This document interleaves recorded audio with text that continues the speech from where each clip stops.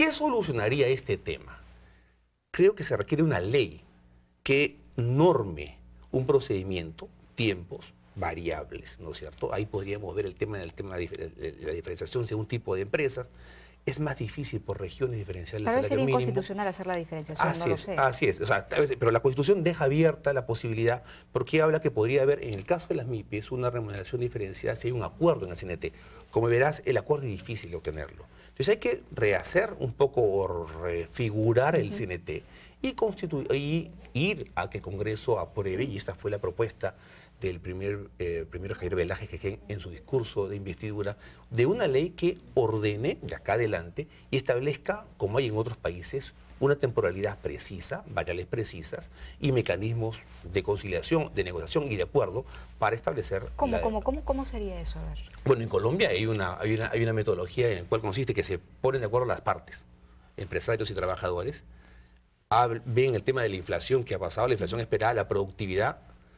Había hace algunos años la diferenciación por regiones, pero se establece. Si no ponen un acuerdo, la propia ley dice que es el Ministerio de la Economía y el Ministerio de Previsión Social y de Trabajo quien establece la remuneración. Después de un tiempo... Después de un tiempo determinado. Okay. ¿Usted cree que eso debería aplicarse en el Perú? Yo creo que sí. Es decir, una norma que al final establezca claramente los procedimientos y establezca los plazos, que si no hay acuerdo, es el Poder Ejecutivo que tome la decisión. Que no ocurre en este caso. Porque si el Consejo Nacional de Trabajo no se puso de acuerdo, no se quiso poner de acuerdo o lo que fuere, ¿no es cierto?, tenemos ahora un escenario en el que es el propio presidente el que toma la decisión y la anuncia, ¿no es cierto? Así es. Si se hubiera tomado esta decisión el Consejo Nacional de Trabajo, ¿cuál hubiera sido el recorrido del aumento en cuanto a la normativa vigente? Dado la experiencia que uno tiene del Consejo Nacional del Trabajo, lo primero que quisiera establecer es que en un clima en el cual hay una gran variable política en algunos dirigentes sindicales, es decir, que es muy respetable y además es legítima, veo difícil que ellos hubiesen aceptado, o parte de ellos, una remuneración pactada formalmente de un incremento determinado. Sí, yo creo que eso es una variable que yo la veía difícil que se establezca en el CNT. Por X razones, y ellos podrán explicar por qué, y si preguntas a alguno de ellos te dicen que es muy poco, que decir 800 soles. Entonces yo veo muy difícil ese tema. Pero sí se resuelve eso con una ley, donde se apruebe por el Congreso y todas las partes ya saben las reglas de juego clarísimas y los tiempos y qué sucede cuando no se ponen de acuerdo. Pero por eso, si el Consejo Nacional de Trabajo se hubiera puesto de acuerdo, si hubiera un acuerdo en fines del 2009, hubiera sido 27 soles y con a cargo a próximos 2 años ver la posibilidad de... pero ¿cómo se hubiera trasladado esto a la realidad? Me refiero al punto de vista... Se plasma en un acta de acuerdo, donde se firman las partes. ¿Dónde va? Eso eleva la ministra al Consejo de Ministros y el Consejo de Ministros lo aprueba con Supremo. Como no había ese acuerdo, el presidente de la República ha tomado la iniciativa.